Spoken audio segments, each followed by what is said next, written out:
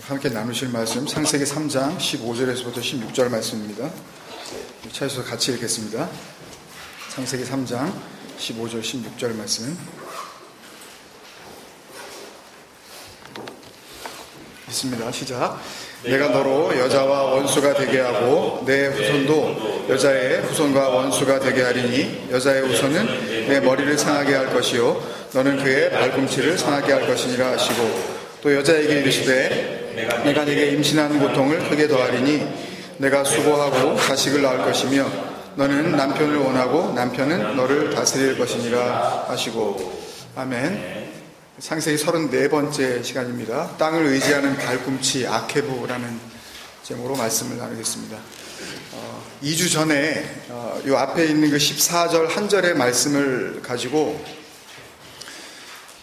하여튼 저는 제 딴에는 그 자세하게 그 말씀을 본다고 이렇게 생각을 하면서 말씀을 나눴는데 아직도 이해가 가지 않는 부분이 있다고 하시면서 꼭 좀 다른 루트를 사용하지 말고 설교를 통해서 자기가 궁금한 부분을 좀 알려달라고 하는 그런 쪽지를 얼마 전에 받았습니다.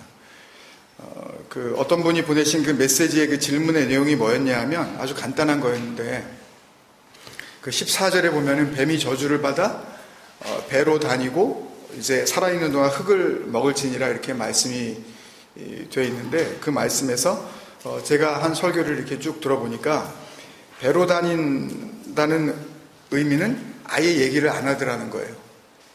그러니까 뱀이 흙을 먹는다는 얘기는 뭐 이렇게 어느 정도 설명을 해주는 것 같은데 배로 다닌다는 게 뭐냐는 거예요, 그게. 그래서 이제 제게 쪽지를 보낸 그분이 멜번에 계신 분은 아닙니다. 꼭 좀 주일 예배 설교에 다른 때 말고 이 뱀이 배로 다닌다는 의미를 설명해 달라는 부탁을 하신 거예요. 물론 이런 식의 그 요청이 이분이 처음은 물론 아닙니다. 뭐 여러 요청들이 있었어요. 그렇지만 오늘 이 그 에피소드를 그 설교 서두에 말씀드리는 이유는 우리 가운데도 이런 비슷한 경우가 있을 수 있겠다는 생각이 또 들고 또 동시에 질문하신 그분께도 답변이 되면서 또 비슷한 생각을 하실 수도 있는 다른 분들께도 이제 공지가 필요하겠다 싶어서 말씀을 드리는 겁니다. 우선 뱀이 배로 다니게 되었다는 의미를 제가 전혀 설명해 주지 않았다는 것에 대해서 답변을 먼저 드리자면 맞아요. 그 쪽지를 보내신 분의 말이 맞습니다. 제가 그 부분에 대해서 2주 전에 그 율법의 저주 엘로임 아헤림의 제목의 그 설교를 할 때에는 전혀 언급하지 않은 거는 맞아요. 그때는 안 했어요. 근데 이 배로 기어다니는 것이 무엇을 의미하는지에 대해서는 이미 설교를 했어요. 그래서 다시 제가 재차 설교를 하지 않은 것 뿐이에요. 뭐 했던 거 뭐 자꾸 하고 그럴 수 없잖아요. 설교 길어지면 여러분들은 집중력도 떨어지고 또 가뜩이나 재미없는데 더 힘들고, 그죠? 그래서 중복되는 거는 되도록이면 이제 피하려고 하기 때문에 이제 그런 거예요. 그리고 그때 그 14절에서 우리가 좀 더 좀 관심을 기울여야겠다고 생각을 했었던 그 뱀이 받았다는 그 저주, 그리고 흙을 먹는다는 의미, 여기에 좀 집중을 했던 거죠. 그러면 여기서 또 다른 그 질문이 있을 수 있겠죠? 그분이 이렇게 지금 이야기를 듣는다면 뭐겠어요, 여러분? 그럼 그 설교 언제 했냐는 거겠죠? 그러면 제가 뭐라고 또 답을 해야 되겠어요? 여러분이 그 질문하신 분이라고 생각하고, 그럼 언제, 어느 때, 어떻게 설교했는지 또 답을 해드려야 될 거 아니에요. 그죠? 근데 매번 이렇게 하기는 어렵잖아요. 조금 힘드시더라도 이전에 했던 설교들을 좀 시간을 내셔서 계속 들으실 수밖에 없을 것 같아요.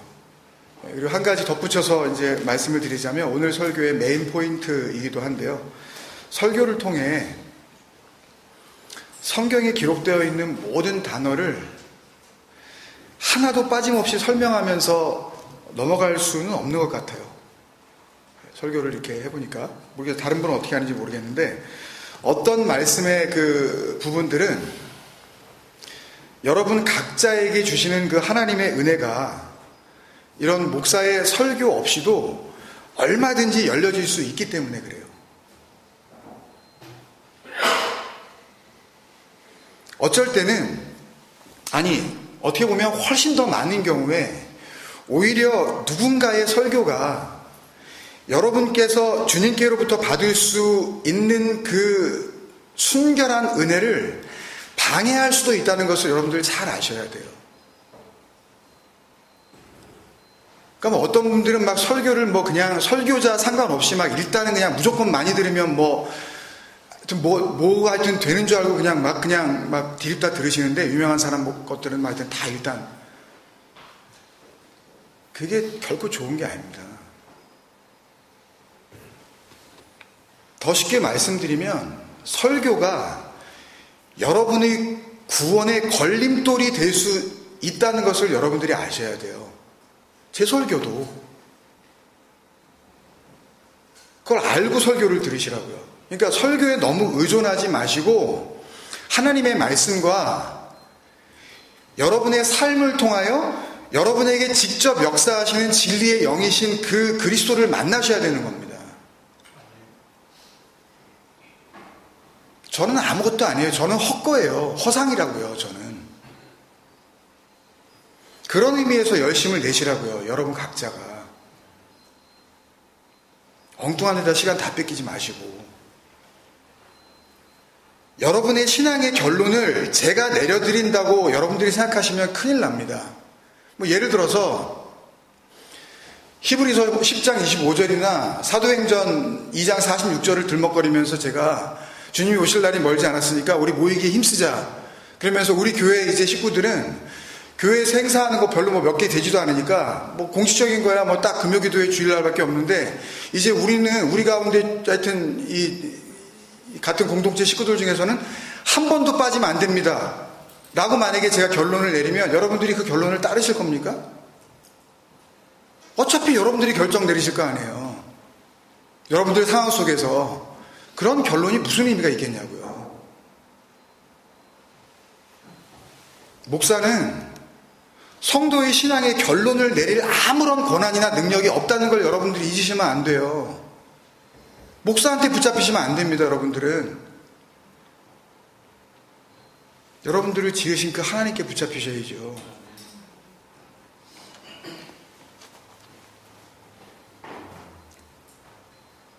저는 여러분들의 신앙의 결론을 내려드리는 사람이 아니에요. 그런 걸 조심하셔야 돼요.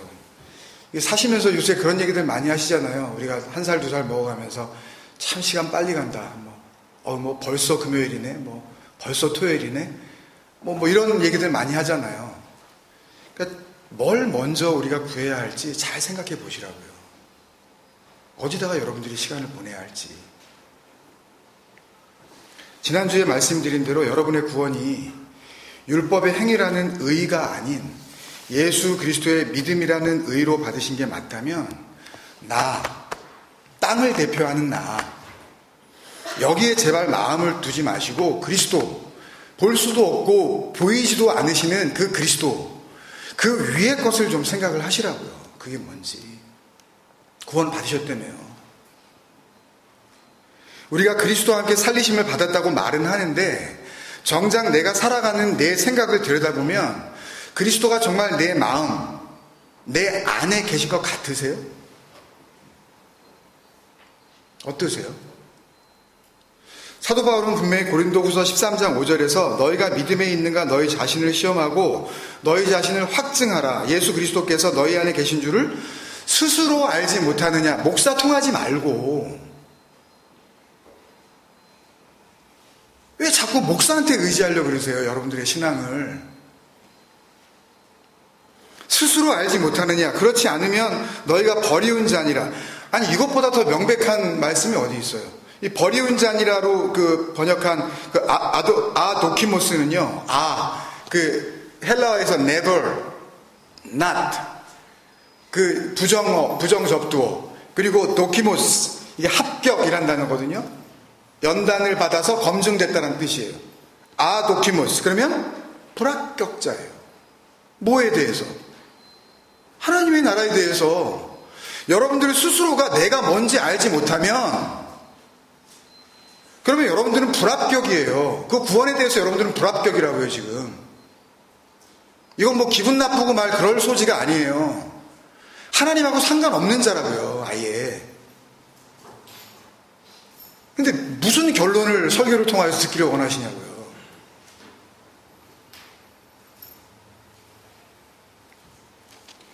그 믿음과 여러분들의 의가 되어야 되는 그 믿음과 그 예수 그리스도가 내 안에 있는 거에 대해서 아도키모스예요. 불합격이에요. 이건 혼자 하는 거예요.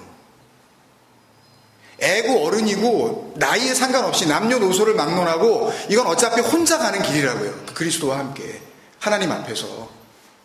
나는 뭐 어리기 때문에 뭐 우리 엄마 아빠 손을 잡고 같이 갈 수 있는 그런 길이 아니에요. 나는 나이가 먹어가지고 이제 못 알아듣겠고 뭐 하여튼 무슨 설교를 저렇게 어렵게 하는지 도대체 나는 모르겠으니까 그냥 우리 딸 믿고서 그냥 내가 교회 다니다 보면 구원 받겠지. 나는 그런 생각은 정말 위험한 생각이라고요. 나 혼자 서는 거예요. 그 하나님 앞에. 어떻게 내 아들이 나를 구원하며 우리 아버지가 우리 아들을 구원하냐고요. 자기도 구원 못하는데. 구원과 하나님의 나라에 대해서 페일입니다, 그냥. 여러분 스스로가 내가 누구인지 모른다면, 그걸 확증하실 수 없는 그런 상태라면, 아니에요, 아직. 괜히 헛다리 짚지 마세요. 아니, 뭐 구원 받았겠거니, 뭐 이 정도면 내가 하여튼 어지간해도 그냥 하늘나라 들어가겠거니, 그런 거 아니에요. 추측으로 얻을 수 있는 게 아니란 말입니다, 여러분. 스스로 아는 거예요. 에피기노스코. 그 생명을, 그 하나님의 생명을 스스로 넘겨받는 거라고요. 제가 성경을 가지고 설교는 할 수 있습니다. 그러나 그 설교 자체가 하나님의 생명을 의미하는 건 아니에요. 다시 말씀드려서 설교를 통해 뱀이 뭔지, 저주가 뭔지, 배로 기어다니는 게 뭔지, 흙을 먹는 게 뭔지, 이런 걸 전부 정말 하나님의 뜻 그대로, 하나님의 계획 그대로 전부 정확하게 깨달았다 하더라도 그건 살리심을 받은 게 아니에요. 그걸 여러분들이 들었다 하더라도 그건 믿음 안에 있는 게 아니란 말입니다.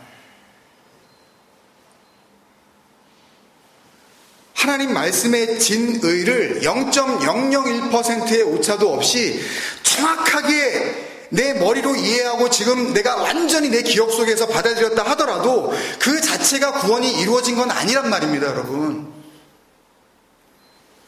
많은 사람들이 이걸 착각하는 것 같아요.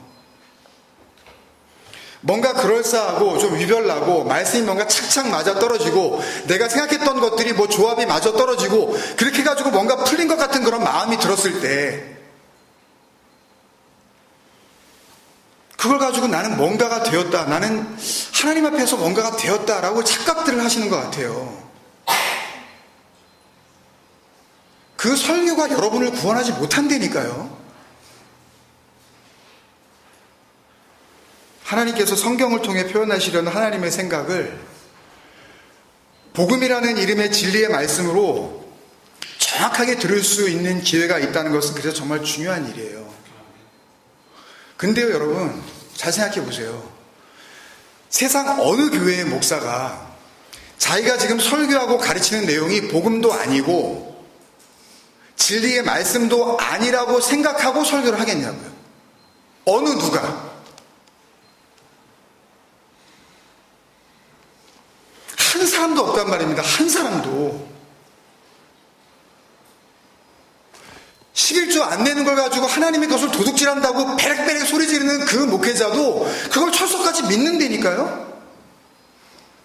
가서 물어보세요. 그게 진리냐고. 이건 아닐 수도 있을걸요? 그러겠습니까? 아니에요. 절대 양보하지 않아요. 진리라 그래요. 하나님의 뜻이라 그런다고요. 아니 여기 그대로 적혀 있는데 뭐 어떻게 이걸 빼도 박도 못하는 걸.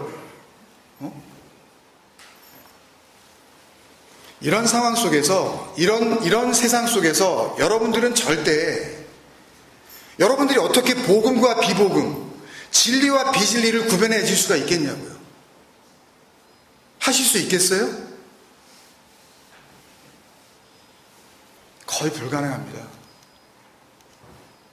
제가 끊임없이 부딪히는 공격 가운데 하나가 여러분들이 다 상상하실 수 있을 만한 그런 공격인데요. 그럼 너만 맞고 다른 목사는 다 틀리냐? 이건 우리 안에서도 나타나는 현상이에요. 그럼 우리 목사님 얘기는 다 맞고 그러면 멜번에 있는 다른 목사님들은 다 틀리다는 얘기야? 완전히 설교가 다른데? 너는 도대체 무슨 신학교를 나왔길래 다른 목사들은 전혀 해석하지 않는 그런 엉뚱한 해석을 하고 앉아있니? 저도 신학교 나와서 그거 배웠다니까요? 제가 아무리 제 말이 맞습니다라고 하더라도 듣는 사람이 아니라고 하면 그만입니다. 무슨 얘기를 더 하겠어요? 설교에 무슨 정답을 채점해주는 감독관이 있는 것도 아니기 때문에 제 설교에 의하여 개인적이든 뭐 단체로든 심리적으로 교회 운영 면에서든 피해를 보일 수 있는 집단들은 끊임없이 저에게 뭐라고 할 수밖에 없어요.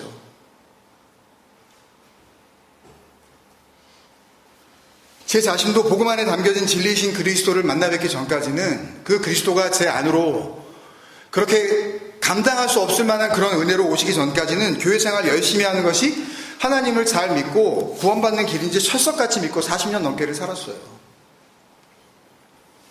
되도록이면 교회에서 시간을 많이 보내고 친구도 교회 안에서 사귀고 할 수만 있으면 교회가 시키는 일은 기쁜 얼굴로 묵묵히 최선을 다해서 하는 걸 바른 신앙의 척도, 하나님 나라에 들어가는 지름길이라고 믿었다고요. 이거 말고 무슨 다른 신앙생활이 있겠느냐 상상도 해본 적이 없어요. 저도요. 그러다가 만난 은혜가 바로 그런 네가 하나님의 원수로 행하는 마귀의 자녀, 그 하나님 앞에서는 죽어있는 상태야 라고 알려주신 하나님의 사랑이에요. 그래서 그 죽음의 사랑을 알게 된 뒤로 성경이 신학교에서 가르쳐준 것과 다르게 보이기 시작한 겁니다. 죽어야 살리시는 거예요. 자기가 살았다고 하는 자를 뭔 수로 살려요? 살았다는데. 자기 믿음, 자기 은혜, 자기 만족, 자기 보람, 교회에 나와서조차도 자아 성취를 하려고 하는 인간들에게 하나님께서 어떻게 하나님을 계시해 주시냐고요. 조금만 자기 기분 나쁜 말을 갖다가 설교를 통해서 하면은 승질이 나가지고 교회를 나올까 말까 하는 그런 인간들이 어떻게 하나님을 마음에 품겠냐고요. 그렇게 달리 보이기 시작한 성경이 나에게 말씀하신 것은 하나님께서 나에게 주시려고 하는 것은 내가 생각할 수 있는, 내가 이해할 수 있는 수준의 것이 아니라는 것을 보여주시기 시작했어요. 우리가 보이는 것은 나를 구원할 수 있는 소망이 될 수 없다는 것을 알고 믿는 자들이 된 거거든요. 아까 우리 기도하신 안수집사님께서 그 기도의 내용 가운데 얘기하신 것처럼 보이지 않는 것들을 우리에게 보여주시려고 하는 것이 구원의 소망이란 말이에요. 로마서 8장 24절 25절에 우리가 소망으로 구원을 얻었음에 보이는 소망이 소망이 아니니 보는 것을 누가 바라리요. 이미 앞에 있는데 그걸 뭘 또 달라 하겠냐는 그런 말이에요. 아니, 보는 거 바라죠. 자동차도 한 대 있다가 두 대 있으면 좋은 거고, 또 집도 뭐 한 채보다는 두 채가 좋은 거고, 뭐 다 좋은 거죠. 돈도 뭐 100불보다는 200불이 좋은 거고, 보는 거 바라죠. 그런 의미가 아니라 앞에 있는데 뭘 또 달라 그러겠냐 그런 의미예요. 기대하지 않는다는 거죠. 만일 우리가 보지 못하는 것을 바라면 참음으로 기다릴지니라. 기다림의 이 상태가 없는 거예요, 우리는요. 빨리 내가 궁금한 거 말하려는 거예요. 그래서 뭐 어쩐다고요, 도대체. 뱀이 배로 다니는 게 무슨 의미인지 알면은 구원이 이루어집니까? 그 전에 이미 복음은 다 얘기됐다니까요. 그리스도로 다 우리에게 계시가 됐다니까요. 그거 하나 뱀이 배로 다니는 거 모르면 또 어때요? 그게 그러나가 아니라 그리고로 이어지는 이유를 지난주에 10분이 넘도록 이렇게 말씀드린 이유가 있잖아요. 왜 그리고로 연결시켰는지. 고린도전서 2장 9절 10절에서 기록된 바 하나님이 자기를 사랑하는 자들을 위하여 예비하신 모든 것은 눈으로 보지 못하고 귀로 듣지 못하고 사람의 마음으로 생각하지도 못하였다함과 같으니라. 하나님이 주시려는 거는 이런 거예요. 눈으로 보지 못하고 귀로 듣지 못하고 또 이걸 또 뭐라 그러는 줄 아세요? 여러분들이 상상도 못한 그런 엄청난 축복을 주신다고. 여러분들은 뭐 사업이 하나 잘 되기를 기대하시면서 하나님께 나오시냐고. 하나님은 여러분들에게 체인점을 차려주시려고 그런다고. 요 따위 소리하고 앉아있잖아요. 이 설교를, 이 복음을 가지고. 예? 우리 애가 예를 들어서 그냥 K대나 이렇게 Y대 이렇게 들어갈 거 생각하고 있는데 하나님께서 그 정도로 주실 것 같습니까? 하나님께서는 S대를 주실 겁니다. 그럼 아멘 할 거 아니에요, 다. 저도 그런 식으로 하면 여러분들이 아멘 하실걸요? 왜? 내 새끼 들어가는 거 좋으니까. 좋은 데야. 그걸 복음이라고, 그걸 진리라고, 그걸 생명이라고 전하고 있는 거예요. 성도들이라는 인간들은 앞에 앉아가지고 그걸 갖다가 환호하면서 아멘 아멘 하고 떡 떠주세요 그거. 네? 그걸 먹으면 죽는 거란 말입니다.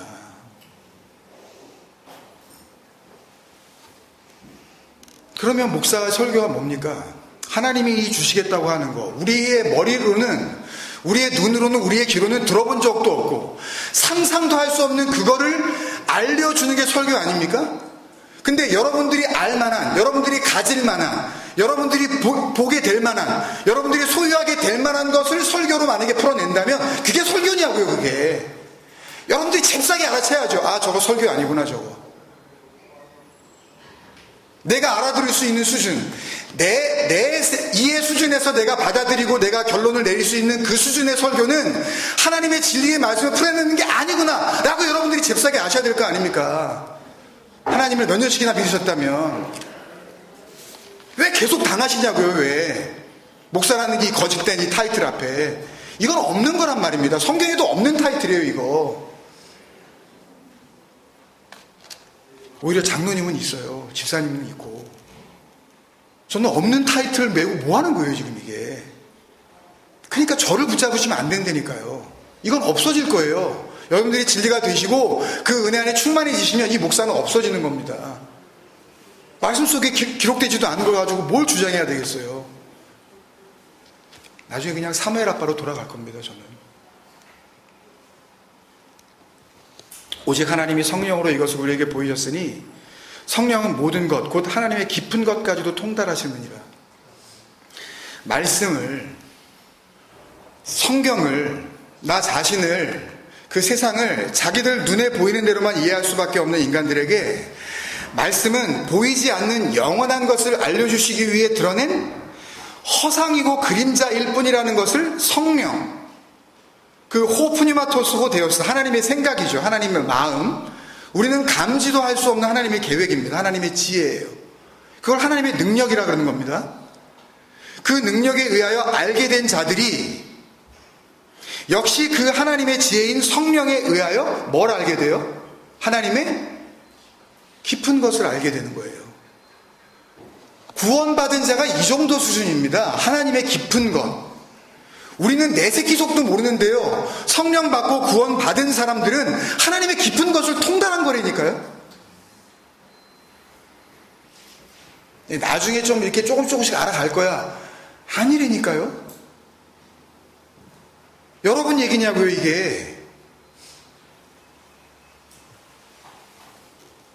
여러분들이 섬기시는 그 목사가 이 얘기를 해주냐고요 도대체. 더 간단하게 말하면 구원받은 그 하나님께로부터 받은 그 은혜가 뭔지 정확하게 알게 되는 거. 어떻게 해요? 누가? 스스로 서는 거예요. 그 하나님 앞에. 그래서 그 고린도전서 2장 그 밑에 12절에서 바울이 뭐라 그러냐면요, 우리가 세상의 영을 받지 아니하고 오직 하나님으로부터 온 영을 받았으니 이는 우리로 하여금 하나님께서 우리에게 은혜로 주신 것들을 알게 하려 하심이라. 다시 말해서 하나님의 은혜에 의하여 구원이 이루어진 사람은 그 하나님의 은혜가 어떤 내용을 담고 있는지, 그 은혜를 주신 그 하나님과 정확한 뭐가 이루어지고 있는 겁니까? 정보 공유가 이루어지고 있다고요. 하나님이 아는 것과 내가 아는 것이 똑같아진 상태가 되는 거예요. 이걸 뭐라 그랬어요? 호몰로게오. 이게 예수를 주로 시인하는 겁니다. 하나님이 아는 것과 내가 아는 것이 같아진 상태. 영접기도 따라해가지고 되는 게 아니에요, 이게. 그러니까 하나님과 내가 같은 영, 같은 진리, 같은 말을 품고 있는 그 호몰로게의 상태가 반드시 이루어질 수밖에 없다고 얘기하는 거예요, 지금. 하나님의 은혜를 받은 자들은 누가 도와주지 않아도, 목사 없어도, 목사가 그 설교에 정확하게 여러분들에게 뭘 해라 말라 이렇게 안 해줘도 여러분들이 스스로 세워질 수가 있다는 말씀이에요. 그러니까 이런 눈에 보이는 교회 더 이상 안 다니셔도 돼요, 진짜. 그러니까 우리는 이럽시다, 이제. 주일날 이제 안 보이면 은혜가 충만하기 때문에 이제 어디 나가서 전화로 간주 그냥 합시다, 그냥. 예? 이제 됐기 때문에 더 이상 그런 이제 인간 목사의 설교를 들을 필요가 없어서 나가서 그 진리를 이제 퍼주려고 어디 그냥 나가셨겠거니 이렇게 믿고 그분을 위해서 우리 기뻐하자고요. 텅 비었으면 좋겠어요, 아예. 그래. 그런 의미에서. 눈에 보이는 이 건물, 이걸 교회라고 생각하게 만든 그 모든 역사 속에서 정말 부숴버리고 싶다고요, 진짜. 마태복음 10장 32절 33절에 누구든지 사람 앞에서 나를 호몰로게오 하면, 사람 앞에서 내가 갖고 있는 그 말, 내가 갖고 있는 그 구원의 정보, 똑같은 그것을 갖다가 드러낼 수 있다면 나도 하늘에 계신 내 아버지 앞에서 저를 호몰로게오 할 것이요. 그렇죠. 그 구원의 얘기 같이 하시는 거죠. 누구든지 사람 앞에서 나를 부인하면, 그 진리를 거부하면, 아르네오마이는 레마 이런 거 많이 들어보셨죠? 레마의 말씀 뭐 어쩌고 이렇게. 그 레마의 줄인 그 긴 말이에요. 아르네오마이는. 그러니까 뭐가 안 되는 거예요? 안에 흐르지 않는 거예요. 이 안에 물이 없는 거예요. 흘려주심이 없는 거예요. 하나님 거를 받아들이지 않는 거라고요. 뭘 가지고 있어요? 그냥 자기 걸 가지고 있어요. 아까 찬양했었던 그 돌 같은 내 마음 있잖아요. 그게 꽤나 자기를 살릴 수 있을 것 같은 그런 생각으로 그 돌 같은 마음으로 그냥 있는 거예요, 그냥. 거부하는 거예요. 나도 하늘에 계신 내 아버지 앞에서 저를 부인하리라. 정보 공유가 이루어지지 않는 거죠. 너하고 나하고 딴 얘기하고 있는 거야. 심판이 이루어진 겁니다, 그냥. 로마서 10장 10절에도 사람이 마음으로 믿어 의에 이르고, 사람이 마음으로 믿어 의에 이르고, 이거는 지난주에 썼던 율법의 저주라는 그 율법의 행위가 아닌 예수 그리스도의 믿음이라는 그 온전한 의를, 그 차별이 없으신 그 의를 넘겨받은 그 상태, 그죠? 사람이 마음으로 믿어 의에 이르고, 이거는. 그리고 그걸 뭐라 그래요? 입으로 호몰로게오. 그 입에서 뭐가 나오겠니? 그 믿음이 들어갔으면. 그 믿음의 역사에 의하여 예수 그리스도의 그 말, 똑같은 그 말이 호몰로게오 나올 거 아니야. 그게 구원이야. 지금 이 얘기하고 있는 거예요. 내가 받은 은혜에 대한 하나님과의 정보 공유는 곧 나의 구원을 의미하는 거니까요, 여러분. 근데 이 정보 공유가 일어나지 않는 사람들이 있어요. 사람 앞에서 부인하는 사람. 그걸 고린도전서 2장, 같은 장 그 14절에서 이야기를 하고 있습니다. 고린도전서 2장 14절.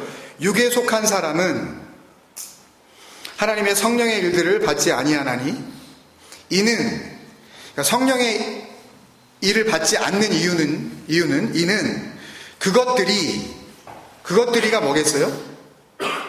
하나님의 그 성령의 일이, 예? 아까 10절에서 나왔던 하나님의 그 깊은 것, 하나님이 자기를 사랑하는 자들을 위하여 예비하신, 눈으로도 안 보이고 귀로도 안 들리고 생각으로도 할 수 없는 그거, 그것들이 그에게는 뭘로 보여요? 헛거로 보인대요. 그게 이렇게 갈리는 거예요. 진리의 말씀을 전해주면 그 육에 속한 인간들, 흑입니다. 그냥 그 단어가, 그 부시키코스가 그 흑들은 그 진리를 헛거로 본대요. 그거를 보배로 여기지 않고 그거를 헛거로 본대요. 어리석은 거지. 모리야, 말도 안 되는 소리야. 설교를 뭐 졌다이로 하고 앉았어. 그렇게 한대요. 또 그는 그것들을 알 수도 없나니 그러한 일은 영적으로 분별되기 때문이라. 이게 무슨 분별의 영이 와서 그런 게 아니라 영, 그 진리의 영, 진리의 말이 그들에게 주어져야 그래야 깨달을 수 있게 된다는 말씀이에요. 여러분, 여기에 지금 하나님의 성령의 일, 그걸 은혜로 인정하지도 않고 그 진리를, 하나님의 그 참된 것을 그 모리아, 말도 안 되는 소리라고, 헛거라고, 헛소리하지 말라고 그렇게밖에 보지 못하는 사람들을 의미하는 그 육에 속한 사람들, 육에 속한 사람으로 번역한 이 헬라어 단어 푸시키코스의 뜻은 원래 죽어서 싸늘하게 식어버린 시체의 그 냉기를 의미합니다. 여러분, 완전히 싸늘하게 식어버린 그 시체, 그 어원 푸시케가 흙이에요. 그냥 땅의 생명이 다인 줄 알고 살아가는 것. 눈에 보이는 이 육체적 목숨, 여러분들이 나라고 부르고 있는 이 몸뚱아리를 진짜 생명인 줄 알고 살아가고 있는 그 상태, 그걸 육에 속한 사람, 푸시키코스 안드로포스라 그러는 거예요. 그냥 흙이에요. 그게 율법의 저주 아래 있는 거죠. 그냥 자기 몸을 굴려서 이 몸뚱아리로 뭔가 이룰 수 있다라고 생각하는 그걸 죽었다 그러는 겁니다. 그게 싸늘하게 죽은 시체라고 그러는 거라고요. 하나님은. 그러니까 이 흙의 상태로 그대로 있으면 당연히 율법에 의하여, 율법이 기준이 되는 거니까 율법에 의하여 심판을 받을 수밖에 없는 그 저주 아래 있을 수밖에 없는 거예요. 그래서 저지난주 창세기 3장 14절에서 이 율법의 저주 아래 있는 자들을 속량하시는 하나님의 구원을 뭐로 표현하냐 하면 그 흙, 아파르, 이 푸시키코스, 육에 속한 사람들을 삼켜버리는 장면으로 설명해 주신 거죠. 뭐 그런 일이 벌어졌나요? 역사 일에 한번 누가 삼켜요, 그걸요? 영으로 지금 말씀하시는 거예요. 진리 안에서. 그러니까 뱀이 모든 짐승보다 더욱 저주를 받아 배로 다닌다는 표현도 뱀이 흙을 먹는다는 그 장면과 똑같은 의미로 하신 말씀이에요. 그러니까 사실 해석해 드릴 필요도 없어요. 그러니까 배를 땅에 대고 땅이 전부인 줄 아는 거죠. 배를 땅에 대고 땅을 소망 삼아서 그 땅만을 바라보면서 짐승과 가축들이 뭐 고개를 드는 경우 있습니까? 조금만 밖에 나가셔서 소고 말이고 양이고 뭐 염소고 보세요. 하루 종일 머리를 쳐박고 있잖아요. 먹어도 끝이 없잖아요. 그냥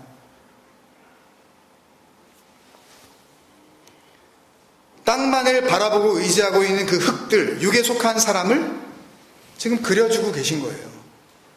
창세기 3장의 말씀은. 그래서 창세기 3장 14절에 그 모든 짐승보다 더욱 저주를 받아 배로 다니고 살아있는 동안 흙을 먹을지니라를 조금 더 원문에 가깝게 다시 써보면, 네가 모든 짐승으로부터 저주를 받아, 모든 짐승에 있는 저주를 받는 거예요. 그 뱀이 저주를 받아 살아있는 동안 배로 다니는 흙을 먹어라, 그 얘기예요.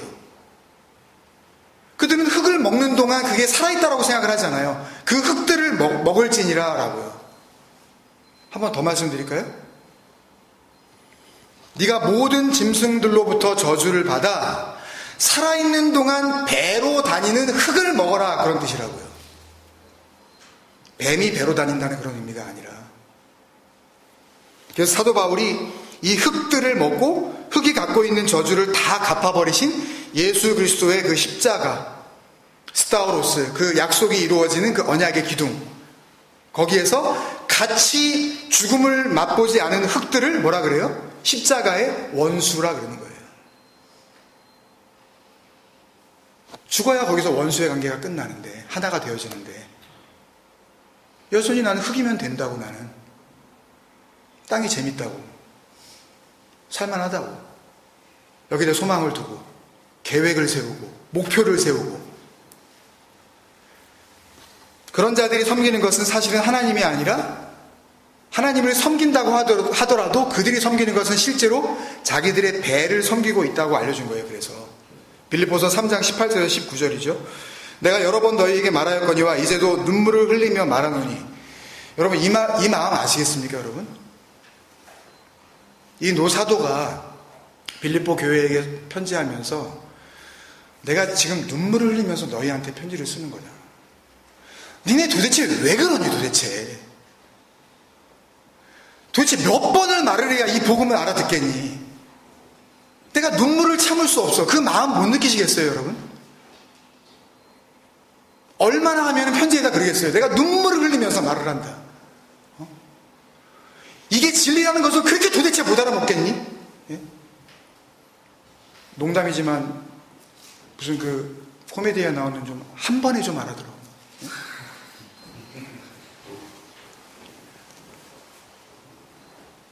여러 사람들이 그리스도 십자가의 원수로 행하느니라. 저희의 마침은, 그렇게 되면 저희의 마침은 멸망이요. 저희의 신은, 이 신이 이게 엘로힘, 데오스입니다. 그들이 하나님을 섬긴다고 그래요. 근데 사실은 뭘 섬기는 거예요? 자기 배를 섬기는 거예요. 하나님 어떻게 좀 이거 좀 해주세요. 이거 좀 이루어주세요.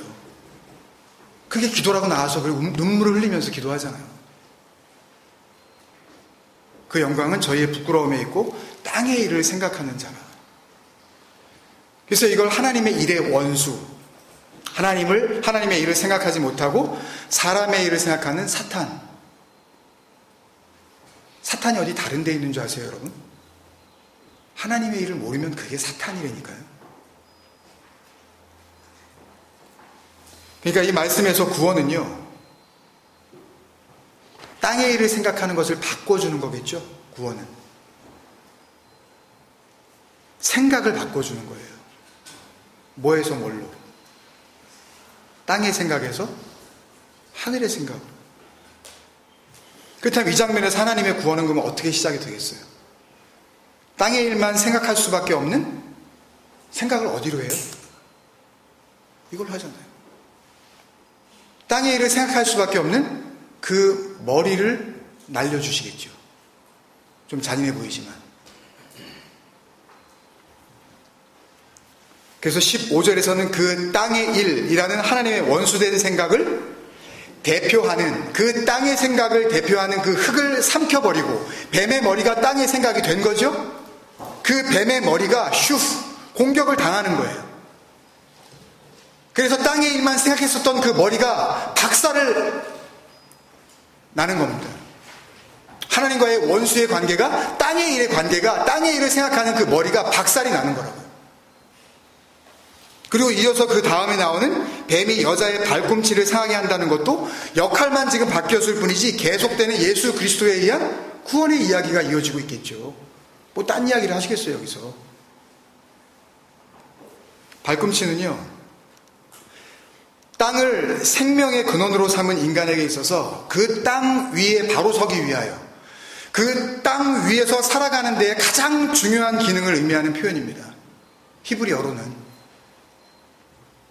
물론 뭐 또 이거에 또 토를 다시는 분은 무릎으로도 길 수 있는데요, 뭐 배로도 길 수 있는데요, 뭐 그러세요. 그러면 뭐 그렇게 기세요. 그러면 무슨 말을 하겠어요. 뭐 토를 달면 뭐 뭘로는 못하겠어요? 뭐 엉덩이로는 못 끼겠습니까? 뭐 뭘로는 못하겠어요? 물구나무 서기는 못하겠어요. 뭐 그렇게 하시라고요. 그거는. 발꿈치로 번역된 히브리어 단어는 아케부. 이 단어의 손을 의미하는 10번째 히브리어 단어, 이 점 하나, 쉼표 같은 거, 요드. 십계명 첫 번째 시간에 했었던 그 요드, 이 점 하나, 완성을 의미하는 그 점 하나, 그걸 하나를 앞에 붙이면 야아케부, 야아코부가 됩니다. 우리가 잘 아는 야곱이에요. 그러니까 아케부가 상하게 될 것이라는 오늘 15절 말씀을 읽었을 때 그 아케부, 야아코브의 후예인 이스라엘 백성들의 머리에는 아케부, 그 야아코브, 그가 상처를 입었던 사건이 연상될 수밖에 없겠죠. 늘 그 이야기를 들어왔으니까. 아브라함의 하나님, 이삭의 하나님, 야곱의 하나님인 그 하나님이 우리를 이스라엘로 삼아주신 그 하나님. 야곱을 어찌 모를 수 있겠냐고요. 여러분들은 아케부 그러면 그게 뭔 소리인지 모르지만 히브리 사람들은 아케부를 딱 던져주는 순간 그 발꿈치 그리고 야곱으로 딱 간다니까요. 그게. 그것도 안 믿으시려면 말고요. 창세기 32장에 있는 우리가 너무 잘 알고 있는 그 야복강가의 이야기죠. 같은 창세기의 이야기니까 나중에 또 이 부분을 자세하게 보게 될 테니까 오늘은 발꿈치가 상하게 되는 것을 통해서 하나님이 하시려는 일이 뭔지만 보고 말씀을 마치시자고요. 창세기 32장 32장 24절부터 시작되는 그 야곱의 야복강가의 그 씨름 이야기는 같은 장 31절에서 이제 결말을 보게 되는데요. 31장에 보면 그 야곱이 하나님께로부터 그 환도뼈, 남자의 사타구니입니다. 남자의 생명의 근원이 되어지는 그 생식기를 얻어맞은 거라고요. 더 이상 너에게서는 생명이 없어를 선포하시는 하나님의 상징적인 의미예요. 여기 맞아가지고 그냥 아프다는 게 아니라 너에게는 생명이 나올 수가 없어. 그 생명으로 내가 생명을 살리는 게 아니야. 거기에 보면 다리를 저는 자로 한평생 이 땅을 살아가야 할 야곱의 모습으로 결말이 나면서 그를 뭐라고 불러요? 이제 내가 너를 이스라엘이라 하리라 그러죠. 다리를 저는 자가 돼야, 아케부가 상해야 뭐가 된다고요? 이스라엘이 된다고요. 발꿈치가 물려야 이 땅에서는 온전치 못한 자로 살아갈 수밖에 없는 그런 존재가 되어야, 그래야 이스라엘로 넘어간다고요. 구원이 이루어진다고요. 나는 너의 하나님, 너희는 나의 백성. 이 저는 자라는 히브리어 단어가 찰라인데요. 똑같은 단어가 미가서 4장에 나옵니다. 이 땅에서 왜 저는 자를 만드셨는지 그 이유가 거기에 자세하게 나오는데, 같이 미가서 4장 6절에서부터 10절, 좀 긴 말씀인데 같이 우리 한 목소리로 읽겠습니다. 미가서 4장 6절에서부터 10절 시작. 여호와께서 말씀하시되 그날에는 내가 저는 자를 모으며 쫓겨난 자와 내가 환난 받게 한 자를 모아 바알을 저는 자는 남은 백성이 되게 하며 멀리 쫓겨난 자들이 강한 나라가 되게 하고, 나 여호와가 시온산에서 이제부터 영원까지 그들을 다스리리라 하셨나니, 너 양떼의 망대여 딸 시온의 산이여 이전 권능 곧 딸 예루살렘의 나라가 내게로 돌아오리라. 이제 내가 어찌하여 부르짖느냐? 너희 중에 왕이 없어졌고 내 모사가 죽었으므로 내가 해산하는 여인처럼 고통함이냐? 딸 시온이여 해산하는 여인처럼 힘들여 나을지어다. 이제 내가 성읍에서 나가서 들에 거주하며 또 바벨론까지 이르러 거기서 구원을 얻으리니 여호와께서 거기서 너를 원수들의 손에서 속량하여 내시리라. 아멘. 16절 말씀까지 다 설명됐죠? 그 속량을 설명하시려는 아케부의 은혜가 우리에게도 똑같이 그렇게 임함으로 말미암아 이 땅에서는 저는 자로, 하나님 앞에서는 구원받은 자로 그렇게 살아갈 수 있기를 주님의 이름으로 축원드립니다.